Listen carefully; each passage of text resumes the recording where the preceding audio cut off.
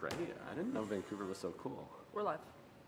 Good morning, everyone, and welcome to the Finance and Administration Committee meeting. I'd like to call us to order. If I could first have approval of the minutes, please. So moved. Second. All in favor? Aye. Aye. Minutes have been approved. We're going to go right into the discussion because we have a long day. We have Terry Stripes come down, please.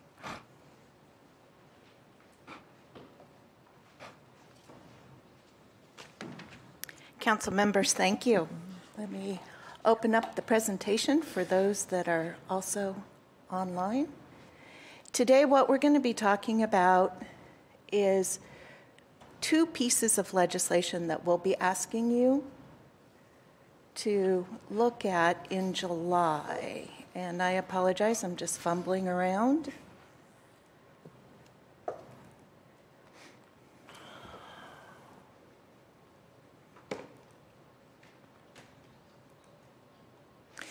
So what we're going to be talking about today is the Economic Development Strategy resolution that I'll be bringing forward, in addition to one of the tools that that economic development strategy would help implement, and that is the projects of citywide significance.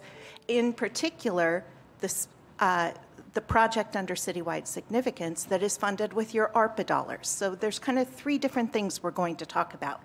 But let's start with the economic development strategy. Terry, can you minimize that black box that's there? Yes, sorry about that. On the left, upper left of the box is the little arrow. There we go.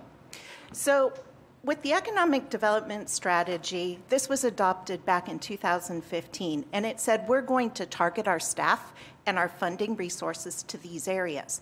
There were 6 areas, and they were centers and corridored, connected. They were also areas where we had been working, like the PDAs, but there was not necessarily a coherent reason why those areas. What we're seeing today is that we have 34 economically distressed census tracts in the city of Spokane, and with this resolution, we'd like to align that strategy to those census tracts. Those census tracts are identified by the federal government as low income, high poverty, or high unemployment. Those census tracts are evaluated periodically by the federal government. If they're no longer distressed, that means a community has moved the needle and brought in that census tract out of poverty, and it's removed from that economic development layer. So we would adopt that same strategy. If the Fed said, hey, this is no longer distressed, it would come out of our census tracts that are targeted for economic development. That strategy, those census tracts, you see all of that green on the map? Those are those qualifying census tracts. You see some of those census tracts cross city limits. We're not talking about targeting our resources to the counties. So we're going to target our resources within those census tracts within the city of Spokane. So here's an example of a census tract in District 3. It is new market tax credit qualified, it is income qualified, and it's qualified because of high poverty as well as high unemployment. So the target investment area that we're talking about, this 34 census tracts, we're calling it Spokane's targeted investment area. It's our priority. This boundary includes our current public development authorities, our current business improvement districts, the Opportunity Zone, which is also another federal designation, the new market tax credit area eligibility, the Community Empowerment Zone, and several of you did work with me on a new plan that we developed back in 2019 for the Community Empowerment Zone. The state has not reauthorized that incentive, but when they do, it will be included in our target investment area. And then also think about the neighborhood business districts that we've worked with in the past, Garland, South Perry, Hilliard. Those areas are also included in this. So we're not leaving anybody behind or any district behind that we've previously worked with. We will still include those areas. Projects of citywide significance. Now I'm asking you to pivot from the economic development strategy that we were just talking about to a tool. Projects of citywide significance was ran out of funding in 2019. It had $2 million to spend. It targeted only $5 million projects or larger, and it was targeted to commercial redevelopment.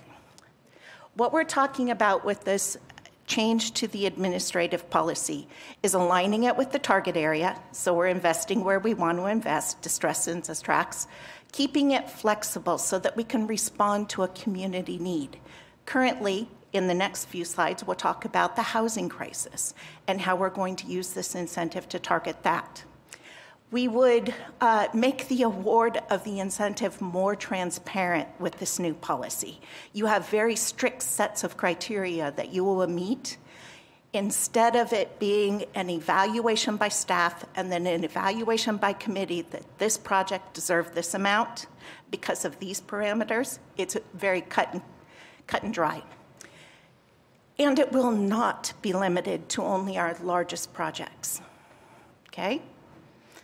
Now, what we've got next is the affordability, housing affordability component you guys have funded through ARPA. What this attachment A to projects of citywide significance does is spell out the criteria and the award. What we're going to do, you can't see it because it's partially covered. Oh, wait, sorry. So this will provide assistance for the creation of new affordable housing. It'll target the negative impacts that the pandemic left us with surrounding housing security and insecurity. It will address the critical need of creating more affordable housing in these census tracts.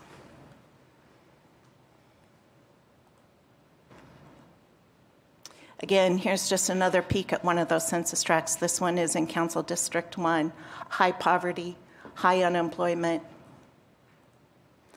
We're going to target the award of the ARPA dollars to projects of 4 housing units or more. So if you have a vacant lot next door to you and you own it, you could build a 4-plex and qualify for this incentive. But you will have to carve out some affordability component in your rents on that. 20 to 25%, depending upon the number of units, would be set aside for income and rent restrictions, keeping that unit permanently affordable. And we're going to ask all applicants to track this the same as we do with the multifamily tax exemption project. We would track it for 12 years. Now, this incentive could also partner with multifamily tax exemption, but they aren't necessarily all going to qualify with multifamily tax exemption. For example, if they're adding on to a building that has a unit already and they're only adding 3 units, it would not qualify. It has to be for the creation of 4 units or more under multifamily tax exemption.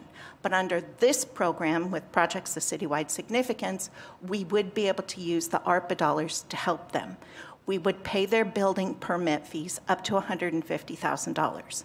So though they may not qualify for multifamily tax exemption, they will qualify for this incentive. And then in addition to that, applications will be required.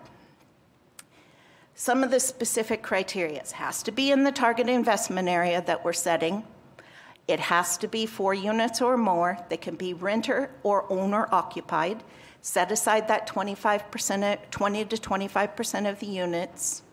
And then also report on the housing status and the affordability requirements for 12 years, just like multifamily tax exemption. There's other minor criteria that they will have to meet, but these are the big ones. They will also have to secure their construction permits by October 31st, 2023. Why? Because the ARPA dollars have a short window of opportunity to be used and gotten out on the street. And if we haven't exhausted the funding by this time, we would need to repurpose the funding for something else where it could be spent quickly. So again, another peek at one of those census tracts, this time in Council District 2. Somebody could come in, build a 4-plex here, and qualify for multifamily tax exemption and or projects of citywide significance, both of them leveraged together. Or if they're only actually creating 3 new because they're adding to a project, they would still qualify for projects of citywide significance, but not multifamily tax exemption. I know that gets a little bit confusing, guys, so sorry about that, but just kind of trying to express the fact that we can leverage this on all projects. And again, remember, this could be owner-occupied housing or it can be rental. Next steps, we will have this for you on your July council meeting for briefing and hopefully adoption on both of these resolutions and the administrative policy on the 18th. We will get a website up and running for projects of citywide significance and have it up by August 15th. We will accept applications from August 15th till October 31st, or until funding runs out. We hope we can help as many projects as possible in that short period of time. So that is it. And I saw lots of quizzical licks, so I'm guessing I'm going to get some questions. Any questions for Terry? I'll start with Councilmember Kinnear, then Stratton. Okay, thanks. Terry, thanks, because we've been working on this for a while. And just to clarify, and I know, Steve, you're here too, just to clarify, so I asked for ARPA dollars for this, and then the mayor asked for ARPA dollars, so combined total is? About $5 million. $5 million, Yeah. okay. In your best guesstimate, Terry, Steve, how far do you think that will go? So based it on 150, I think it would take it from about a dozen projects up to about 30. Okay. Yeah. So we can do that in that short amount of time. And we could adjust some around that, 150,000 number, maybe take that to 125 or 100 and give you options at the next time that we come back Okay. about the number of projects. But the beauty of this also, of course, is that the ARPA dollars are actually going to go to backfill in those foregone fees. So the city stays whole, but we help incentivize the Yeah. housing to be built. So And it's I kind of a appreciate- win-win all around. Thank you. I appreciate your help Yeah. on this. Thank you. Councilmember Stratton.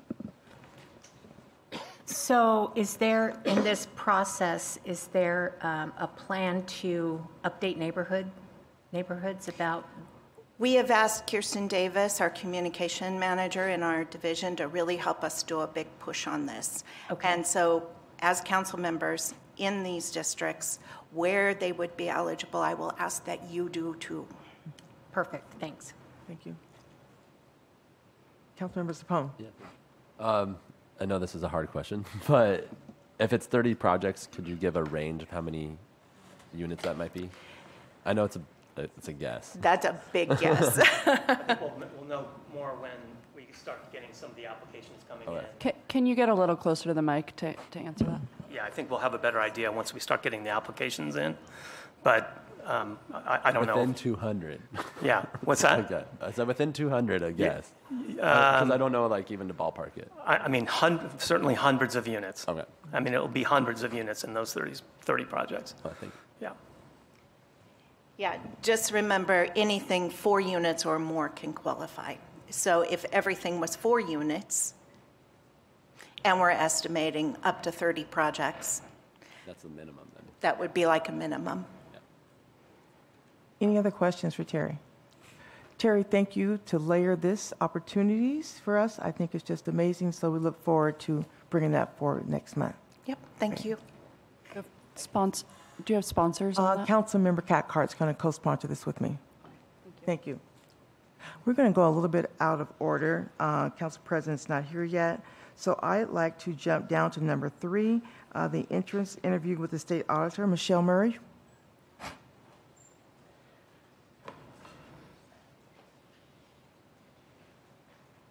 Good afternoon. Thank you for having us today. I just want to introduce the State Auditor's Office. This is the entrance exam for the audit that is underway for 2021. Tara, are you on? They're there. Yeah. Good morning. Good morning. Good morning, everyone, and thanks for making time for us today. So as I start to present my screen, I'll have Alicia Shaw do an introduction for us. Hi, so I'm Alicia Shaw. I'm the audit manager with the State Auditor's Office, and today on the call I have Carol Alfano, who's the manager or supervisor of the audit, and then also the in-charge auditor for the financial statement audit. And then I have Angeles Diaz Jimenez, who is the in-charge auditor for the single audit, which is your federal grant compliance audit. Just a little bit about the state auditor's office. We actually conduct about 2,700 audits, state and local governments, every single year. And the majority of our audits are actually done within the accountability, financial statement, and federal grant compliance audit. And of course, for this particular audit, we are focused on the financial statement and federal audit. That's what this presentation is for. But in addition to that, we have other audits that we do, including fraud investigations, cybersecurity audits. We also respond to citizen hotline submissions, and a variety of other audit types as requested or needed by our audit clients. So with that, I'm actually going to turn it over to Angeles and Tara to present the areas that we're looking at for this year.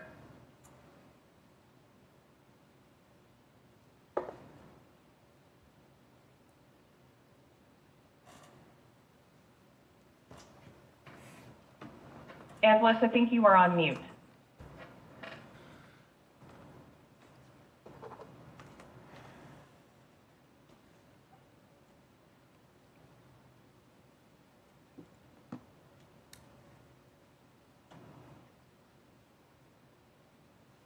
Okay, it looks like Angeles is having technical difficulties, so I'll go ahead and talk about the federal grant compliance audit. The federal grant compliance audit, the goal of that, or the objective of that, is to actually issue an opinion in accordance with government auditing standards and also the uniform guidance. So as part of our process, we're required to gain an understanding of the controls related to the federal single audit, the individual programs that are selected for audit, and then we also audit to test compliance with those programs. And then at the end of that, we will issue an opinion regarding the compliance with the programs that were selected for audit. And our audit period does cover January 1st, 2021 through December 31st, 2021. And then, as I said, the internal control process is really based on what are those day-to-day steps that the city does in order to ensure that it will comply with the direct material compliance requirements that are selected for audit.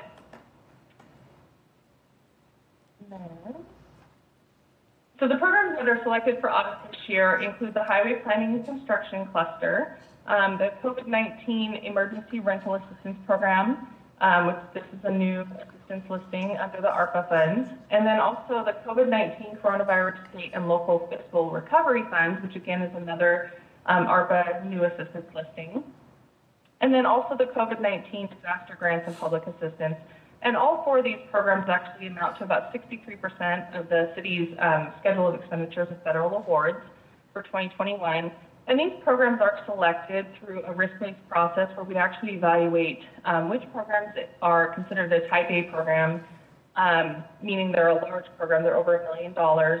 And we also assess how recently they've been audited, and have there been any other major concerns or changes, significant changes that would impact making them a more higher risk program. And based on that risk assessment, these are the ones that we've selected for audit in order to meet the city's coverage requirements.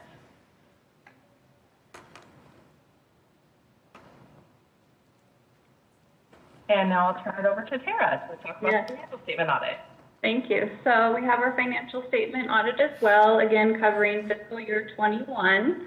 The objective of the financial statement audit is to issue an opinion on whether the financial statements are fairly stated and materially correct. We also want to note that our audits are conducted in accordance with government auditing standards. Those standards require us to review internal controls and processes used to prepare the financial statements. And then at the end of our audit, we will issue our financial statement audit report in accordance with U.S. GAAP reporting. This report will detail the opinion being issued, the results of our internal control and non-compliance review, and a full set of the audited financial statements for the city.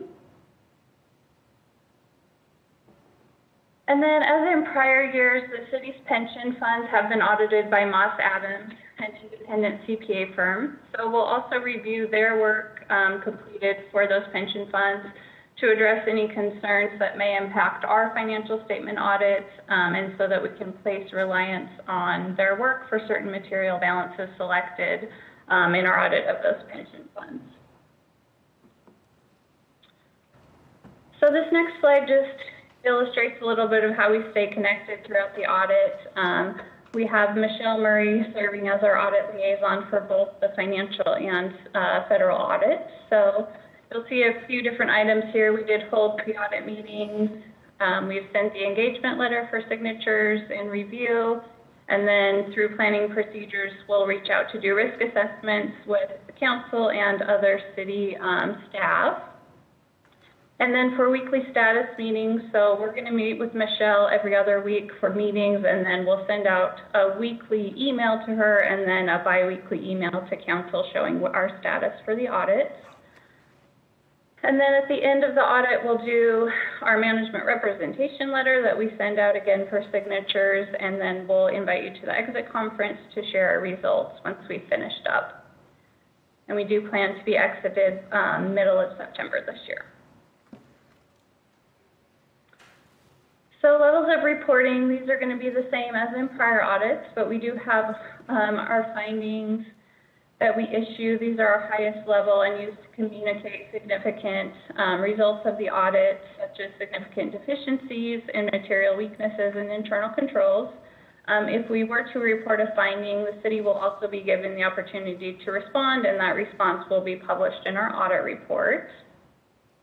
And then the next one down is going to be a management letter. So these again communicate control deficiencies, non-compliance, misappropriation, or abuse, but they are less significant than a finding, but still important enough to be formally communicated to the governing body.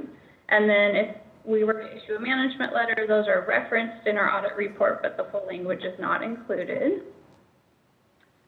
The next item down is going to be our exit items. So these are, again, addressing control deficiencies, non-compliance, or error, but these have an insignificant effect on the audit objectives. So these are informally communicated in a memo to management at the end of the audit. This next slide, we just go over a few important reminders that we bring to your attention every year. So confidential information, we really do strive to keep that protected, and we use a secure file transfer site for any potentially sensitive or confidential documents that go back and forth from our staff to yours. And then audit costs have been provided in our representation letter. They haven't increased too much from prior years. We haven't needed to increase the budgeted audit hours, so they should be pretty in line with previous years. Audit dispute process, just a reminder that we do have Alicia Shaw, who's on the call, and then our Assistant Director and Director of Local Audit, who could be contacted if we had something come up that we couldn't get through with your local audit team. And then loss reporting, again, just a reminder that we do have a reporting requirement if there is any known or suspected loss that the city was aware of. And then this next slide kind of piggybacks on the loss reporting. So there is a new requirement for cybersecurity issues. So you'll see there's two different reporting requirements. The first would be to the Attorney General's office. This would be a more substantial security event if it affected over 500 Washington residents. And we do have the site where you can report that. And then the next piece down is reporting to our office. So this could be required if there was a cybersecurity event involving the city's financial records or finances, and it doesn't have a number of parties affected requirement. And again, we do have a spot on our website where those can be submitted to us. Again, another reminder that our audits do go through a quality review from external peers. In our most recent audit, we received a pass, so that's the highest level of assurance we could have received.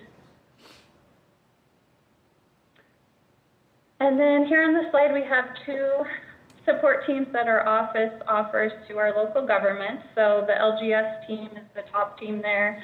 They assist with your annual filing. They also answer a wide variety of accounting and auditing questions through our help desk, so they're a great resource to remember throughout the year. And then we have the Center for Government Innovation.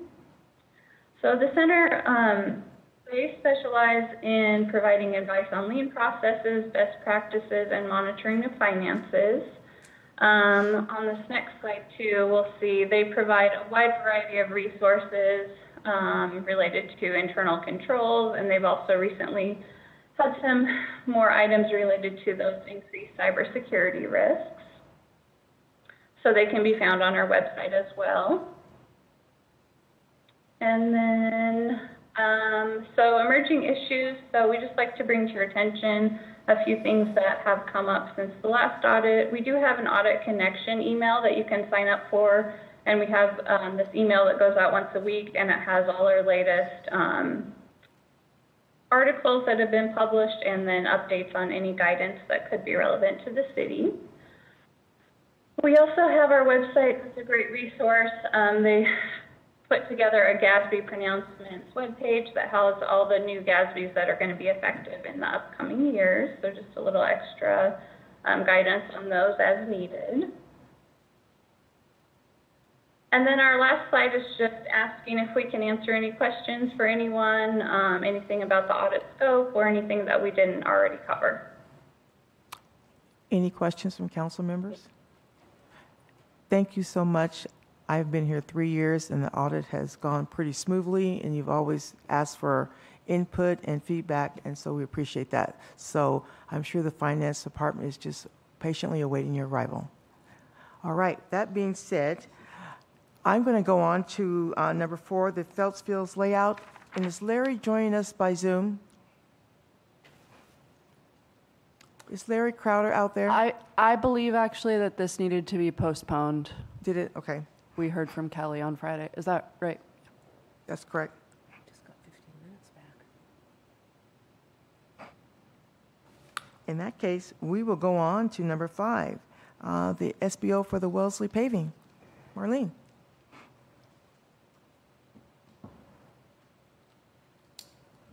Good morning, council members. So this is just a kind of a quick item. So as you know, Spokane Public Schools has been constructing new middle schools throughout the community. The one that we're concerned about today is the Pauline Flett Middle School, which is going into the former Albee site. As part of the project, Spokane Public Schools was required to pave only a portion of Wellesley, so not the full width of the street, like 2/3 of the width of the street from Hartley to Royal Court, which has caused some concern up there amongst the neighbors. So we had an opportunity to add to that contract so that they would do a full width paving for that section.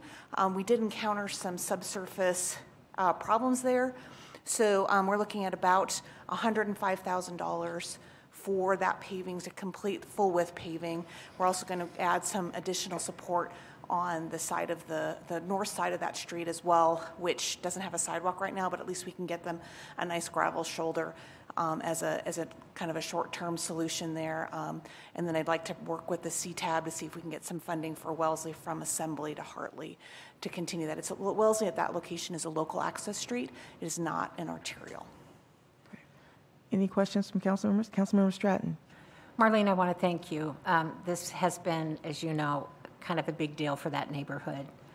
And you just kind of exemplify what we're supposed to be doing in local government. You've listened to them, you've heard their concerns, and we've found a way to fix it. And I am grateful, and I know the neighborhood is, so thank you so much. Yeah, Kyle and his team really were Johnny on the spot when they realized we had that opportunity. So kudos to them for reaching out for that. So I think this is going to be a good outcome. You know, the buses do a lot of damage, more than you think. So we probably should be looking long term about, you know, what kind of road improvements when new schools like this go in, especially when we're adjacent to residential streets. Our normal process may not be what's appropriate there because of the bus traffic.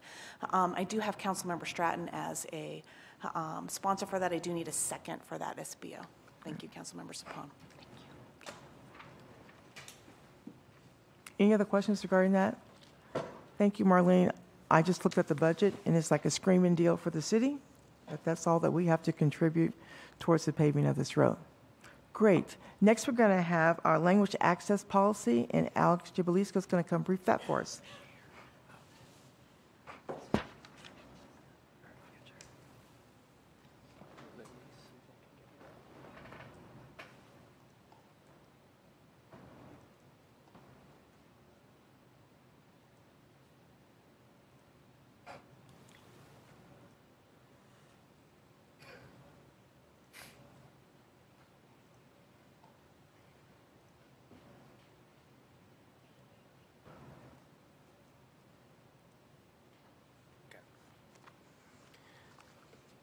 Well, good afternoon, Council. So I am here kind of presenting a resolution to establish a language access policy for the city and asking for any feedback and additional council support for that. So I think over the past year, we've been hearing a lot of questions and suggestions on like, how are we translating documents? How are we communicating with our different impacted community members? So this establishes a language access policy. It assigns some responsibilities to the Office of Civil Rights, Equity, and Inclusion, and it includes the Human Rights Commission, kind of a transparency and accountability piece for our language access policy. But it also asks each department to consider in 2023 adding it and including it as part of their budget, so including it through their budget process. Again, it includes the Human Rights Commission to kind of assist and review the template of the language access policy, and it reduces a significant population from the federal standards of 5% and 1,000 people to 3.5% of the population and 700 people. Quickly on that, is that whichever one is higher or whichever one is lower? Whichever one's lower. Okay. Yep. And so these are kind of the breakdown of what the top languages that are spoken here in Spokane. So we have Spanish, Russian as our top ones. And once you dig down into Asian and Pacific Islander, it's Vietnamese and I think Marshallese as one of those. And I think remembering that now we have 2 resettlement organizations that are starting to bring more refugees to the area. It would be helpful for us to stay on top of and update our language access policy regularly. So these are just some resources that are available. And again, it does assign the Spokane Human Rights Commission, a role to feedback of transparency and accountability for the department and reviewing the plan annually. Any questions, suggestions? And Councilmember. Yes. Yeah, well, that's quite loud. Alex, just want to thank you for all your help in putting this together. And I think it's actually been closer to 2 years since this really sprung up kind of during the height of COVID, as we were talking about CARES Act dollars and how we would connect with different communities around the city. And at least that's when it became pretty apparent to me in the need on this end of things. So I think it's great. I think it's really important that we provide these tools so that we can actually allow all of our community members to interact with us. We had a lot of good, we had a good presentation at Community Assembly, and minus one errant comment. It was pretty positive. And then also at the Human Rights Commission, I think we had some good feedback and made a few tweaks based on their responses, but I think they were pretty excited and pretty supportive of the policy. So I'm just excited to see this go forward, and I hope it can be kind of an example for others in the region. I have to say thank you, Councilmember Cathcart. It did become apparent, and I'm excited to be a co-sponsor on this because it standardizes it throughout the system and operationalize it instead of it always being a one-off and somebody searching for language interpretation. It removes barriers to government. And if we're going to be an inclusive city, this is one step that we can take going forward. So I appreciate that. Any other comments on this? Hearing none, thank you, Alex, very much.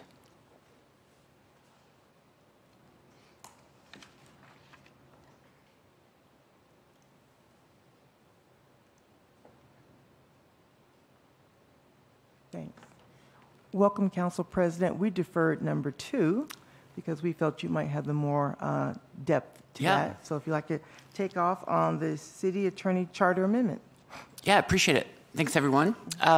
So this has been in process for about 6.5 years. It's come up several times, and there are a few issues that it's trying to solve, and without getting into details, we've had some confirmation from City Legal that these are issues, and there is still a bit of a question of which ones can be solved with a charter amendment only and which could be solved with an ordinance. So we're waiting to hear back from city legal on that. But essentially, this tries to solve the problem of two or threefold issues. One is that the city attorney's office is actually completely independent and perceived independent. And the way it does that is once the city attorney is appointed, then they have a term of 7 years. And within that 7 years, they can't be removed except for cause and by vote of the council and the mayor. And that, it's very similar to the police ombuds person. They have that same kind of protection. And then at the end of that 7 years, it's just an up or down vote from the council. Do they keep on doing it? And so the idea is that even though we've had great city attorneys and great staff, when I've talked to people privately, they've said, boy, it's a challenge because sometimes the council's leaning one direction, sometimes the mayor's leaning one direction, and this just takes that off the table. They can just give the unvarnished opinion that they have. So that's one thing. The other thing it does by making it 7 years is it means that person would be eligible for a pension. Right now, it's very challenging to get people from outside the city to interrupt the middle of their career. If they're at the city already, they're already vested in the pension, and oftentimes they can go back to working at the city even if they get removed. But we tried to, in the last administration, we had someone who applied who was very, very qualified, but they needed that 7-year assurance, and we couldn't do it. And they're like, these are my high earning years. I can't leave. So it would help us on recruiting. I think we'd get a better pool of people. And then the other challenge that it tries to solve is a situation where there's the city council right now. We don't have an attorney that is our attorney. Mr. McClatchy is obviously lawyer trained and very skilled, but he's not an attorney for us. And that means any memo he gives us is not subject to attorney-client confidentiality and is a public record. So this would provide that both the mayor and the city council could each have their own attorney and get their own confidential advice as opposed to the city attorney trying to navigate between the two of it. As my understanding of it is it would require a charter change, which is a vote of the people. So it would need to be placed on the ballot by resolution of 4 council members before the primary on August 2nd, and then it would go to the November ballot. I did have a good conversation with the mayor and some senior administration people, and one of the things they wanted to explore, and I told them I was totally open to it, was having just like on the back end that the person is equally decided by council and the mayor is also on the front end on this. On this one, the way it's drafted, the mayor participates, but it's the council vote. But I'm open and waiting to hear back from city legal. Can we basically say both the mayor and the council have to agree to the process? Not the typical mayor chooses and then up and down by the council, but a true actual collaboration, because as I explained to the mayor, this isn't just an administration position. This is our attorney. So in terms of being part of the screening and the finalists and all that, but I told them I'm totally open to dealing with that. So anyway, that's enough of me talking. Field any questions or concerns. Councilmember Stratton and then Councilmember Cathcart. Okay, help me because I'm confused. So this would be, the city attorney would be an elected position. Not elected. Okay. No, it wouldn't be an election. The council, the way it's written right would now. agree on it together. Yeah. But it doesn't have to be elected. Not Okay. elected. Yeah. So then would the city council need a separate attorney, or would this person work for both? Yeah, so this person would work for the entire city, including the city council and the mayor. Okay. But city council and the mayor would each have the option of purchasing legal services. When they want like a confidential opinion just for their interest, they would have the authority to do that. Right now, they don't have the authority to do that. Okay, thanks. Councilmember Cathcart. Yeah, I guess I had heard from somebody in legal, it might have been Linden, that they had floated the idea of simply assigning an attorney that would be 100% devoted to council and would do all the work that we need them to do without radical changes to our charter. Yes, So we had that before, and we were ably served by Mr. Piccolo, who's in the room. But because of that, that's what led to the policy advisor position, who with an attorney background, is it doesn't solve, again, most of the time, it works for us, but it does not solve for the issue when the council and the administration are at odds with each other, because that person still has to report to the city attorney and tell them there are no secrets between the administration and the council in terms of legal. Not that we would have a lot of secrets, but you wouldn't have the ability to do that. And so that's, and it also doesn't give the city attorney that protection. So even if you have a deputy assistant city attorney filling that role, the city attorney still has to give their opinions, knowing that one person could fire them for any reason at any time. And even if they feel like they've navigated it and they're not letting anyone influence them, there will be potentially a perception in the public that it is. But the inverse of that is you could hire somebody who's a complete dud and you can't do anything about it. Well, you can for cause. And so but being a dud isn't necessarily cause for being fired. It's people are upset with you, they don't want to work with you, but it doesn't necessarily mean it rises to the level of cause. Yeah, well, I mean, cause can be many things, but cause can include incompetence. So it's not. So, but yeah, so you do want to be careful before you hire them and go through that process. And again, it's a trade-off. At will has its benefits, and a lot of employees are at will, and for cause only has its benefits, and that's the weighing. And at the end of the day, the voters would decide that, not us. We would just be giving them that choice. Councilman Binkle. What do we do in a situation where, if we have, we've had some ideological differences between the administration and the council for some time now. Mm-hmm. What do we do if we cannot agree on a position for several years? Oh, for an actual person to fill the position? Right. Will be just like we are right now. We'd have an interim. Mm-hmm. So again, there's a risk of anything happening. I don't really foresee that happening if we have a good applicant pool of people. I mean, ideally, we wouldn't be hiring the city attorney for the city on an ideological basis. One reason why we're not doing the election piece, we just hire someone who's really competent and experienced in it. So that could happen on anything though, on any position where the council has to confirm, is we could be at an impasse. So I don't foresee it, but you're thinking like an attorney, thinking of all the bad things that could happen. So I appreciate that. Any other comments? I just know my short conversation with legal, it feels like they're like a wishbone, mm-hmm. and they're being pulled from both sides. And that's why I was very excited that the current city attorney position is just an interim, and it'll be going out for a full search. I mean, the same thing could happen there.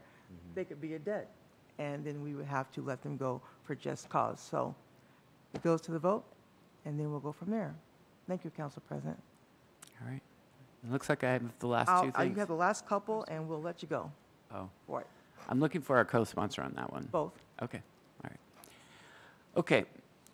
So anyway, I proposed 2 related resolutions to hopefully try to bridge a bit of an impasse that we've been on recently about the East Central Library. The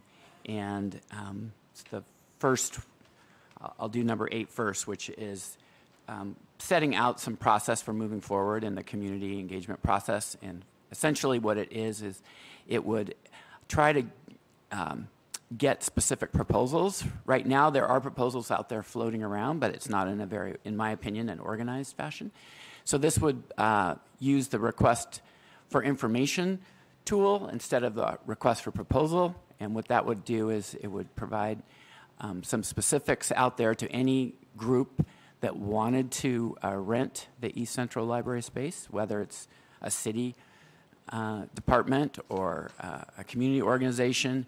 And I've put together some proposed criteria to do it, but again, I'd love to hear from anyone else on what they think it should be. But it would essentially put it out to the community, and then people would respond with their proposal of how they would use it, including how they would be financially sustainable going forward and pay the rent needed to kind of keep the place up and going. because it's not free. Somebody has to pay for things.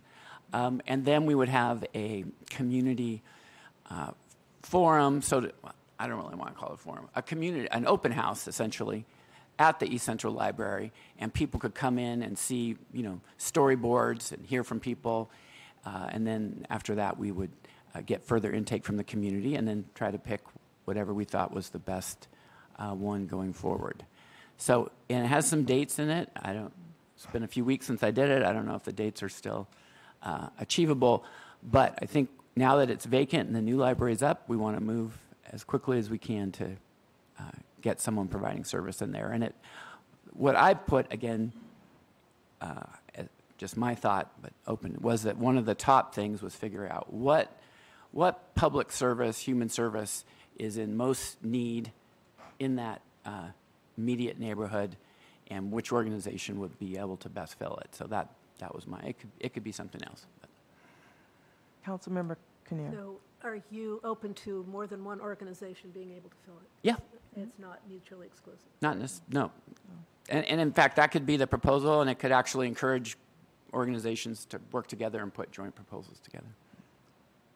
Well, I appreciate it because I felt like we jumped the gun last year. We go, the library is empty. We'll be engaging the community. So all these ideas have been swirling around.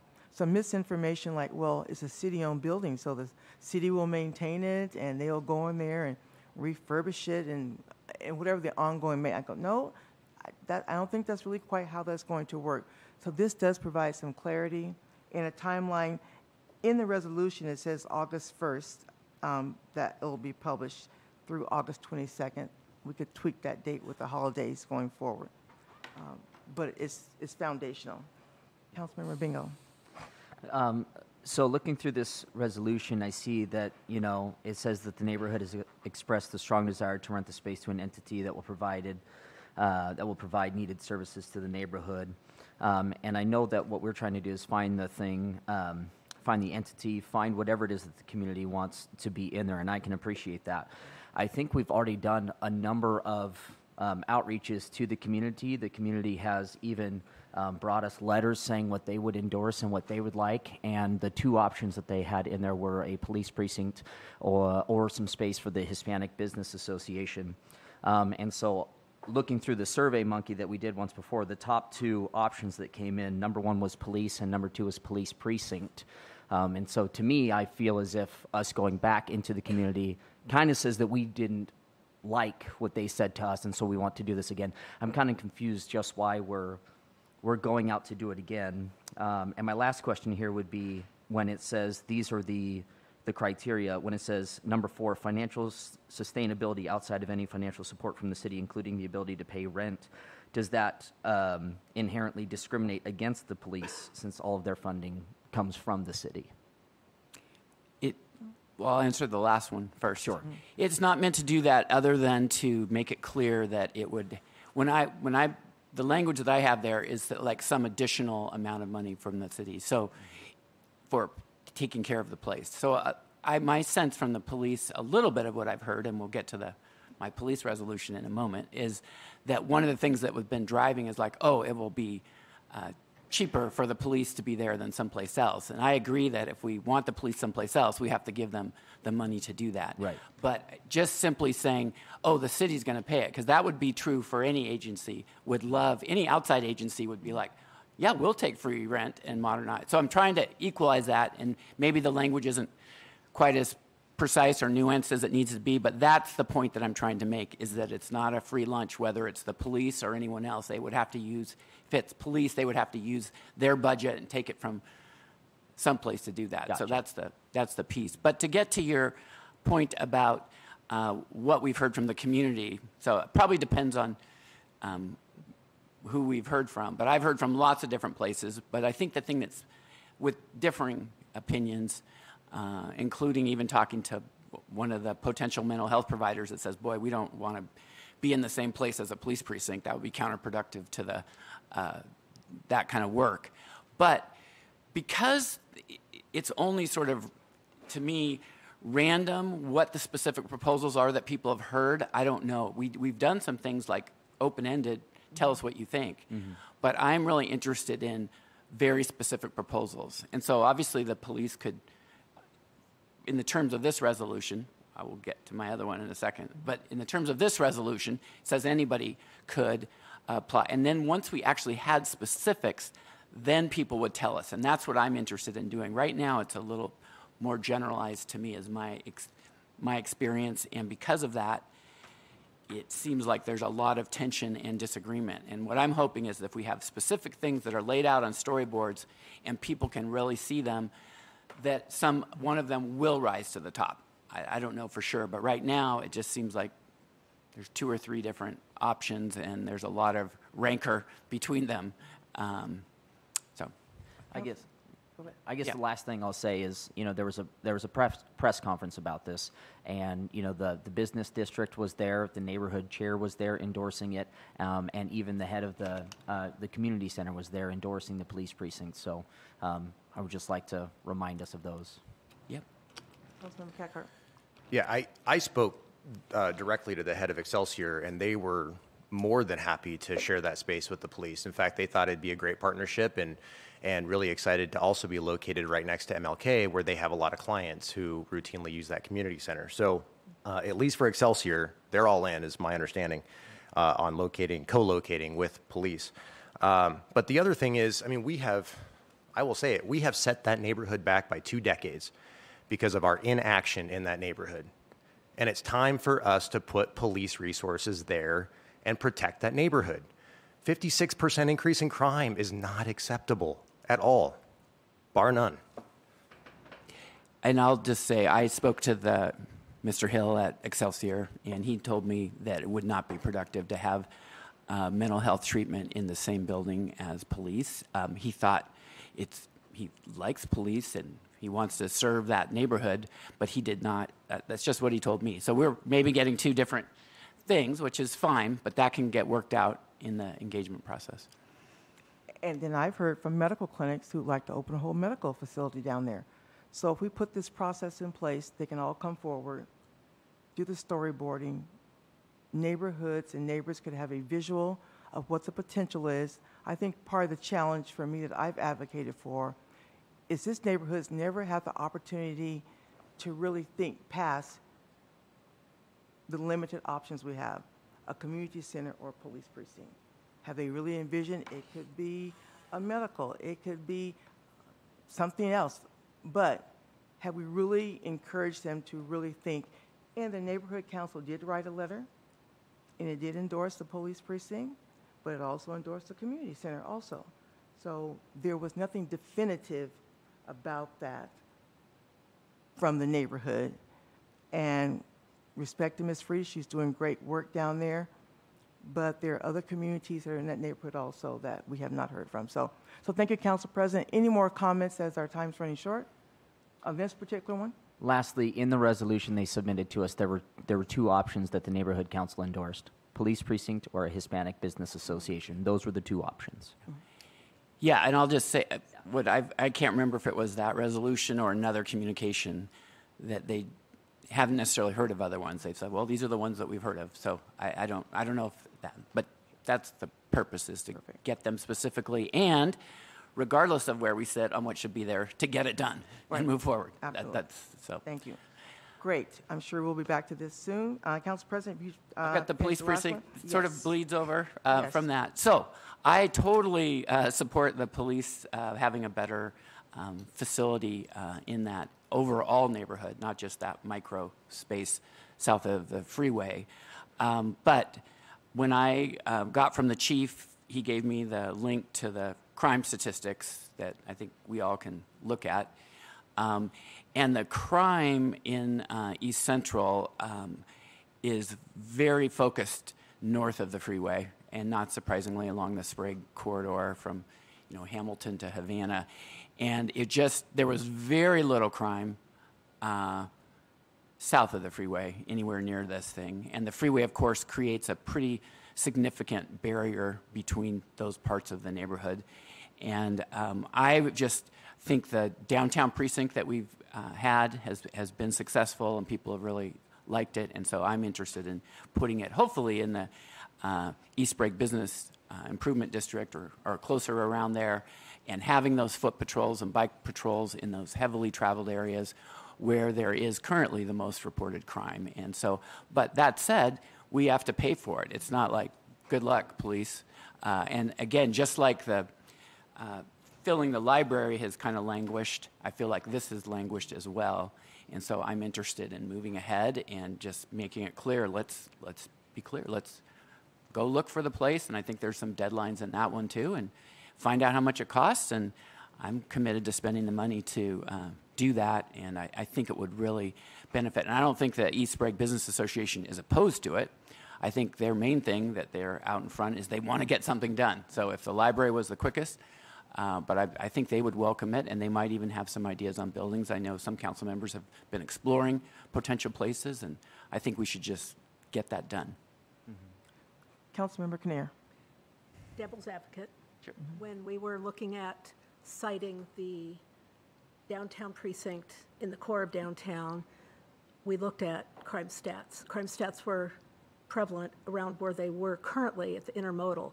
So I think we want to be careful with crime stats because those move. Crime moves. It's not in one place forever and ever. So if we're going to relocate or whatever it is, let's use another metric, another measurement to do so. And it does have to be with not just the community and East Sprague Business District, but the police. The police are probably the best to know where they're going to be most effective, and that's why we listened to him when we put it downtown, in the core of downtown, because the intermodal was not the best spot for them. So I think we need to be a little measured on this and include as many voices as possible. And I want to be really thoughtful about saying that when we say community, the business district down there is just one voice, and a lot of them are on the neighborhood council. That gives me a little pause as well. So I want to make sure that we're being very thoughtful about this. So I did pull some crime statistics myself, and in the East Central neighborhood, the clusters that I see are really downtown focused, north of the freeway. When it comes to Hamilton to Havana, it looks pretty spread, looks pretty similar. I wouldn't say it's substantially clustered along East Sprague north of the freeway here, and I've got some visuals I'll happily share with the rest of the city council. But I do have a question here because it says, whereas I-90 poses a substantial obstacle to access a police precinct if it were placed south of the freeway. I do have a question. Could we have somebody from the department answer that? Is there a substantial barrier because of the freeway? A substantial obstacle to access a police and in precinct. particular, if you're on foot or bike doing neighborhood patrols. Yeah. All right. Thank you for inviting me up. I'll try to answer whatever questions I can. I didn't come completely prepared with that. From where the proposed site is, there is the Altamont underpass right there. So that allows really quick, especially for the bicycles, to make access from the proposed site over to the East Sprague Business District. So while obviously there's a physical barrier there, there's avenues for us to get across. There's the one down by the park, the swimming pool park. Forgive me for forgetting that one right now. Liberty Park? Thank you. So I was thinking Underhill, but it's other side of the neighborhood. So there's that. So there are several distinct, pathways that allow us access back and forth, which is why we can leave it in the same sector. If it wasn't easily accessible, we'd probably put it with another sector so that the police officers could get there on a normal basis. And I know that, in the canvassing that we've done in the three-ish block radius, we've had a lot of neighborhood support and desire for us to be located there. There's been voiced, how do I say this? Appreciation for the location, proposed location of having the precinct located there in the neighborhoods. Okay. Does that answer your question? I appreciate that, but to bring up Councilman Cathcart's question as well, does I-90 itself propose or create a significant obstacle for police to properly respond in that area? I would say not any more than having it on the other side and for us to go that way as well. I mean, it goes both ways, right? We're going to have to get from one side to the other if we're responding. We want to serve both communities, whether it be the East Sprague Business District or the neighbors that would allow us that, interpersonal contact with them. And I think there's enough avenues that it would not be a significant. Okay. It's a physical barrier, but it's not something that would prohibit us from doing what we need to do there. Does that answer that question, I hope? Yes. Okay. Councilmember Sorry, Kinnear? while you're here, Major Olson, in terms of a precinct, there aren't officers just waiting at the precinct to be called. There are people who are out on patrol, and they have a list of things that they're responding to at any given time. So I guess a precinct is a point of collection, but it's not necessarily where there are a bunch of people just hanging out. Is that fair to say? That is in two ways. I'll answer that in what the precinct really does. It gives the officers and the South Precinct captain and his staff a place to work out of. So the captain, his office is there. The lieutenant, his office is there. The detectives, their officers, the NROs, all their offices are there. Now, are they there all day? No, they're going to things. This one would be probably co-located with DOC. Those officers there, or those correctional officers that do this stuff. Not necessarily, because we haven't discussed it with them thoroughly. But there is staff there. They usually have a volunteer manning the desk as other precincts or something like that, so people can come in and have that interaction and be able to speak to an officer when one is present. It also allows our other officers a place to go in, write reports, take a break, eat lunch, eat dinner, have a place to either warm up in the winter, cool off in the summer. It gives them basically an office for the South Side officers to go in and have a place. Otherwise, they're working in their cars, and the cars are not a great office space. So yeah, there's oftentimes officers, I can't tell you how many hours, and it sounds awful, that I've been in a precinct, but it's because I'm writing reports. You got to have a place where you can do that. And sometimes just to eat, to use the facilities, all those things. Does that answer your question? It does, thank you. You're welcome. So I will ask, you said the 3-block canvassing. When was that done? If we're going to use some data on the canvassing, I think I'd like a little bit more. I don't have the actual numbers in front of me. Captain Meidel, I believe, conducted. I'd have to go back and get that information. I know that we did that because we wanted to know, is this a site that the community would like us to use in this aspect? And that's the question that we asked. Okay. And there was a pretty overwhelming response that yes. So that would be one. Back to Councilmember Kinnear's discussion on a precinct being available when the downtown opened and we couldn't get in. I think the community's perception is that they can just walk into a precinct and there'll be somebody at the front desk and they can engage. So that's another thing. The third thing is we really need clarity on where WashDOT is going to put the on-off ramps. That will affect accessibility to the neighborhood. I think they're close. So, the discussion is to close Altamont off completely and do some type of trumpet around there. So in the resolution, it says by January 2023, but I think there needs to be a couple more voices in the table about location of the precinct. And honestly, the accessibility I don't believe the accessibility will be affected by that, because the accessibility is the fact that we have the underpass at Altamont. So we can get from one side to the other. That's the discussion from WashDOT. Yep. What that will be. I don't believe that is going away. Okay. Now, whether they keep the on-ramps, off-ramps from I-90, that's a different topic. Okay. Councilmember Stratton. So as we're discussing this, has anybody brought in the COPS organization? I mean, is there a reason why we shouldn't be talking to COPS as far as having people We would available definitely, to, we would want, I will say you know my question. Well, yes, I do, and you know my connection to COPS. Right, yes. Big one, and yes, we would definitely want to have COPS involved with us there.